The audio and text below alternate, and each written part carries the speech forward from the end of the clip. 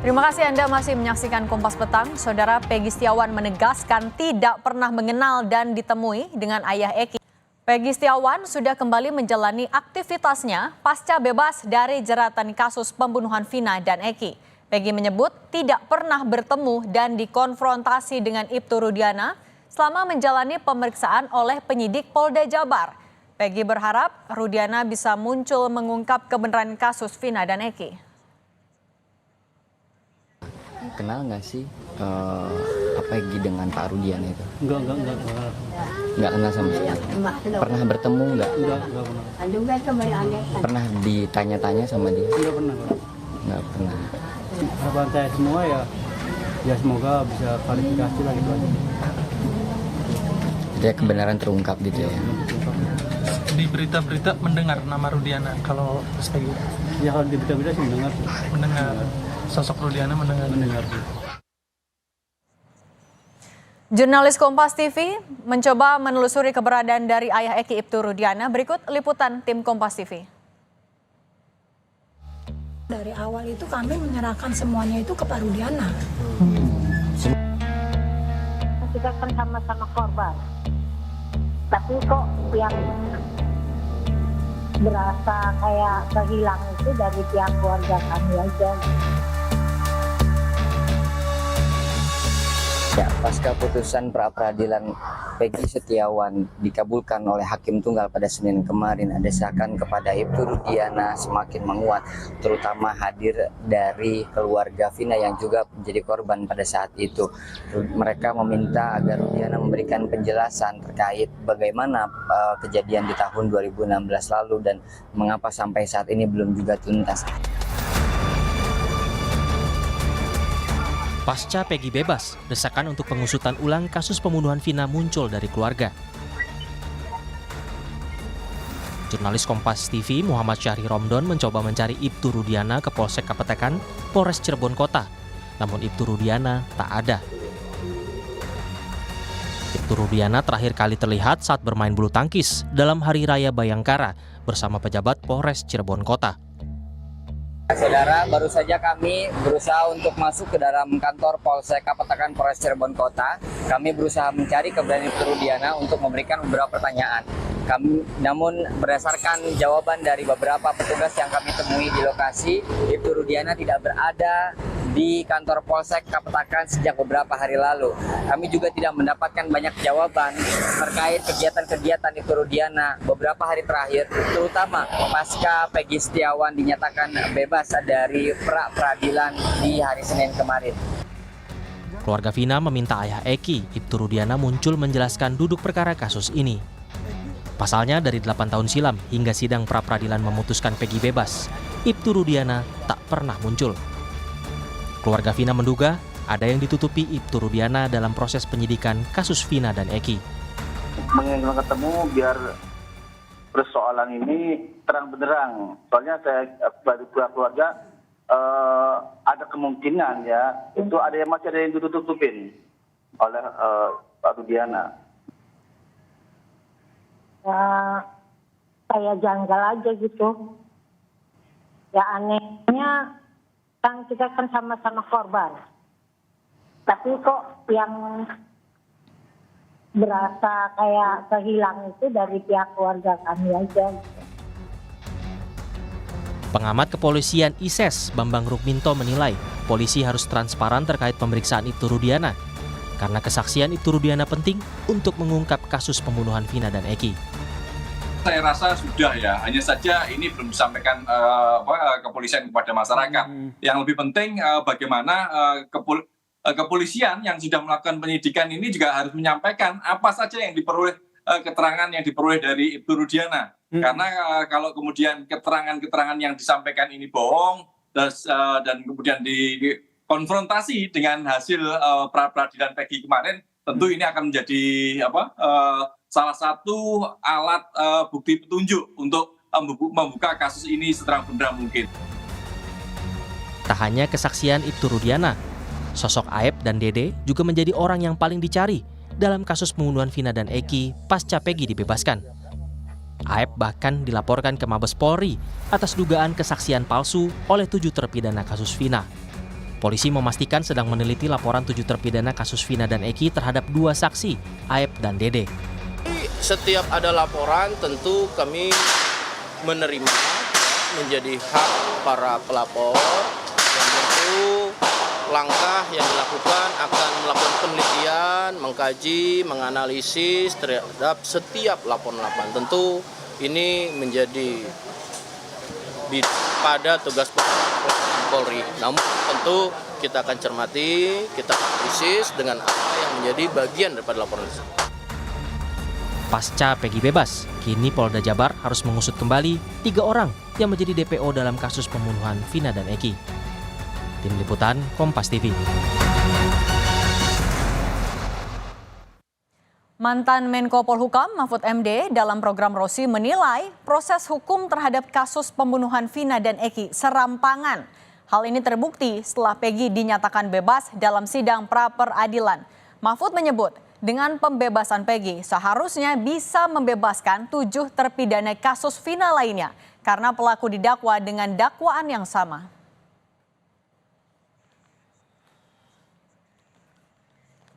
Kan begitu diputus dicari dan orangnya kan itu juga kalau memang sejak awal. Lalu serampangan yang kedua katanya 3. Lalu diumumkan yang 2 itu fiktif, tidak ada gitu. Dan padahal itu putusan pengadilan, ada 3 DPO. Dakwaan jaksa yang kemudian dicantumkan di putusan pengadilan di dalam proses persidangan itu disebut. Ini kan serampangan namanya gitu. Sehingga waktu itu saya hanya menyatakan yaitu lebih dari unprofesional, itu kira-kira akan melindungi nama seseorang dan mencari kambing hitam sehingga kira-kira di situ. Tetapi kita buktikan dulu. Nah sekarang udah terbukti, berarti itu sudah bisa mulai dipakai sebagai novum. Tinggal dalil-dalil yang dipakai nanti oleh pengacaranya bahwa yang 7 ini harus bebas dong. Ini satu paket dakwaan kok ternyata ini salah kan gitu. Kesaksian Ibtu Rudiana dinilai penting untuk membongkar kembali kasus pembunuhan Vina dan Eki. Pasalnya, ayah Eki, Ibtu Rudiana yang membuat laporan awal terkait kronologi pembunuhan anaknya dan Vina. Bagaimana polisi bisa mengusut kembali kasus ini? Kita bahas bersama praktisi hukum Pitra Ramadoni dan Saur Siagian. Kita ke Bang Saur dulu. Bang Saur, selamat sore. Selamat sore, Mbak Cindy. Oke, Bang Saur, Pak Mahfud kan tadi bilang kalau penanganan kasus Vina serampangan. Anda melihat hal yang sama kah? Saya pikir bisa dipahami. Saya juga sesungguhnya 1 bulan yang lalu ketika Saudara Dinkrimun Polda Jawa Barat mengumumkan dari 3 hanya 1-2 fiktif, menurut saya ada yang sangat serius karena di satu sisi Polda Jawa Barat mengutip bahwa ini sudah ingkrah, tetapi dia tidak mengutip utuh. Tetapi dia sepihak mengatakan 2 fiktif. Nah, saya juga mengatakan kalau konstruksinya seperti itu, padahal yang melakukan penyidikan ini adalah Polres Cirebon yang sudah juga diserahkan kepada Polda Jawa Barat, tentu dalam KUHP bahwa penyidik itu hanya 1. Tidak mungkin seorang penyidik yang mengusut kasus yang sama, kemudian itu diuji di pengadilan, bahkan banding, kemudian kasasi, dan kemudian dikatakan 3 DPO. Makanya dari awal saya mengatakan itu obstruction of justice, bahkan penghinaan kepada pengadilan. Saya setuju. Saya sudah kemarin bersama dengan Pitra di salah satu stasiun televisi untuk menghindari terjadinya lagi korban-korban, jangan lagi kemudian beban ini hanya diserahkan kepada polisi, karena kita harus jujur, tangan jaksa juga berdarah-darah, apalagi hakim. Nah, kita lebih baik memfokuskan energi kita, memberi kesempatan kepada 7 terpidana ini, supaya beban jangan di kepolisian untuk segera melakukan PK, dan kita menahan diri semua, menunggu PK, sehingga tidak akan lagi korban. Sekarang ini kan korban Direktur Polda Jawa Barat sudah diminta segera dicopot, dan saya kira kalau itu terjadi bahkan bisa berpotensi ini seperti Sambo, akan banyak penyidik-penyidik polisi-polisi melakukan obstruction of justice dan karir mereka ini akan hancur. Saya setuju dengan Prof. Mahfud. Nah, kalau keinginan dari keluarga Vina, mungkin nanti Fitra juga bisa mendorong, karena dua yang kehilangan anak. Pertanyaan besar memang awal kerusakan ini harus kita jujur, dimulai dengan barangkali saudara bapaknya Eki begitu emosional, dia yang sepihak melakukan penyidikan, padahal UHAP mengatur seperti putusan pra peradilan soal Peggy harus ada surat-surat, ada surat penyidikan sehingga melakukan penangkapan, tapi ini sebaliknya ditangkap dulu, bahkan mereka ini dianiaya, kemudian tetap tersangka. Jadi potensi saya kira terjadi katakanlah pelanggaran hukum itu sangat serius. Jadi saya sangat setuju dengan Prof. Mahfud. Terima kasih. Oke. Kalau dari Bang Pitra melihat serampangan juga nggak? Kan dengan bebasnya Peggy artinya bisa menimbulkan pertanyaan juga untuk 7 terpidana lainnya, jangan-jangan penanganannya sama lagi. Anda melihat samakah serampangan? Baik, yang pertama ingin saya luruskan di sini terkait dengan statement daripada Bung Saur tadi, bahwasanya bukan Ibtu Rudiana selaku penyidik yang menangani kasus tersebut. Status Ibtu Rudiana hanyalah sebagai pelapor. Jadi saya selaku praktisi hukum di sini dalam memberikan statement juga dalam kapasitas praktisi, memberikan edukasi kepada masyarakat agar tidak salah ngomong gitu loh. Artinya asal-asal sebut seperti serampangan dan lain-lain. Saya melihat saat ini tidak ada yang serampangan dalam kasus ini. Ibtu Rudiana itu ya, biar diperjelas dulu di sini, statusnya itu sebagai pelapor ya. Pada waktu tanggal 27 Agustus 2016, mohon maaf, beliau diberitahukan oleh Aibtu Sulaiman bahwa terjadi laka lantas. Nah, sehingga ditanya apakah benar nama anaknya itu adalah Muhammad Rizky Rudiana. Dan saat ini sedang terbaring di Rumah Sakit Gunung Jati, informasi dari Aibtu Sulaiman. Sehingga Aibtu Rudiana berangkat ke RSUD Gunung Jati, kemudian anaknya ini sudah meninggal dunia, dan esoknya pada tanggal 28 almarhum dikebumikan di TPU Jatiwangi, dan 29 karena dilihat kematian anak sangat mencurigakan, ada lebam-lebam di badan, kepala dan lain-lainnya itu patah, sehingga ini kematian yang tidak wajar. Kemudian pada tanggal 29 beliau mengecek kondisi kendaraan sepeda motor daripada Eki, ternyata tidak terdapat motor tersebut rusak parah atau hancur atau pecah kaca motor tersebut, tidak ada tanda-tanda kecelakaan seperti itu. Nah, karena memang atas kecurigaan itu dia mencari informasi. Jadi di sini bukan ditangkap, harus diluruskan dulu. Bukan dia melakukan penangkapan. Pada tanggal 31-nya ya, pukul 14.00 WIB, dia bertemu dengan saudara AF dan Dede. Cari informasi terkait dengan peristiwa tanggal 27 Agustus 2016. Nah, saudara Dede menyampaikan bahwa ia melihat keributan gitu loh. Keributan pada malam hari itu, sehingga si Ibtu Rudiana ini memberikan nomor ponselnya sembari Bang Pitra, tapi dari keluarga Vina sendiri menanggapi ada yang ditutup-tutupi dari Ibtu Rudiana. Anda menanggapi gimana? Ibtu Rudiana di mana sekarang? Begini ya. Jadi ini juga keluarga almarhum Vina ini, kakaknya ini terlalu banyak ngomong menurut saya seperti itu. Ini kan sudah diserahkan juga penanganan hukumnya kepada pihak kepolisian dan penyidik. Ingat loh, beliau ini adalah seorang anggota polisi aktif yang tunduk dan taat kepada Perpol nomor 7 tahun 2022. Artinya dia ini tidak sembarang asal ngomong sana sini. Jadi mau mereka ini proses hukum ini ngomong terus gitu. Penyidik juga tidak akan mungkin ngomong sana sini. Sudah ada humas. Humas lah nanti yang akan menjelaskan terkait dengan tindak lanjut penanganan perkara tersebut. Bukan penyidik ataupun Ibtu Rudiana. Ini yang harus digarisbawahi. Jangan disamakan beliau ini seperti sipil sehingga bisa ngomong sana ngomong sini, kompres sana kompres sini. Bedakan itu, gitu loh. Saya udah juga bilang kepada pengacaranya, kalau saudara mau mempertanyakan terkait dengan Ibtu Rudiana, bertepatan saya ini berteman dengan beliau, tanya saya seperti itu. Apa yang pengen ditanyakan? Jangan juga dibilang beliau ini menutupi sesuatu, apa yang ditutupi, justru dia berjuang untuk membongkar. Oke, saya mau bergeser ke Bang Saur. Kalau Bang Saur melihatnya, ada yang ditutup-tutupi nggak? Karena kan juga Ibtu Rudiana sampai saat ini keberadaannya masih dicari. Sebenarnya itu yang saya bilang, awal meledaknya ini kan sebenarnya Direktur Polda Jawa Barat menutup-nutupi putusan pengadilan 3 DPO yang sudah diuji, kemudian dikatakan 1. Nah, kalau kita bicara proporsional, sesungguhnya kalau saya mengatakan bahwa Polda secara hukum, Polda Jawa Barat lah khususnya Direktur Dinkrum yang menutup-nutupi putusan pengadilan telah ingkrah. Mbak Cindy, dalam konteks filosofi hukum sesungguhnya, makanya proses kita itu berjenjang mulai pengadilan negeri, pengadilan tinggi, kasasi, kemudian sampai ingkrah, itu sama dengan undang-undang. Nah, karena itulah menurut saya, ini memang dari awal tentu saya akan coba merespon sedikit Fitra. Betul memang akhirnya ini di Polda Jawa Barat kasus awal tahun 2016. Soal itu yang melakukan penyidikan tanpa surat-surat itu adalah Rudiana bagian daripada narkoba setelah dibuat laporan termasuk juga 3 nama yang DPO itu adalah atas pemeriksaan dari terlalu cepat menyimpulkan itu Rudiana ingat ya.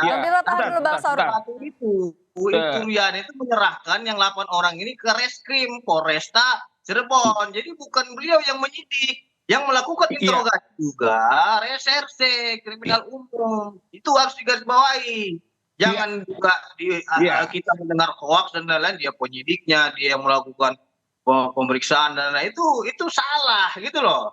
Nah, sehingga kalau memang kita mau mengetahui fakta yang sebenarnya, datanglah ke penyidik, bertanya langsung ke penyidik. Jangan baca-baca berita yang isunya belum jelas gitu loh. Karena saya sudah mengetahui langsung bahwasanya status beliau hanyalah pelapor dan yang melakukan pemeriksaan itu tanggal 31 itu interogasinya adalah Satreskrim. Begitu saudaraku. Jadi biar kita juga nggak salah-salah penafsiran. Jadi jangan juga kita, karena kita lihat informasi yang belum akurat, jadi kita sampaikan ketidakbenaran yang sesungguhnya itu masih abu-abu ataupun tidak jelas. Gitu fakta yang sebenarnya. Oke, saya kira kalau cara Fitra model begini menurut saya akan semakin menenggelamkan menurut saya teman-teman polisi. Bahkan sebentar, kau fakta yang sebenarnya.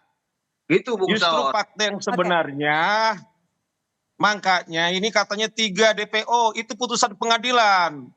Mengenai ternyata makanya kita hormati putusan peradilan itu.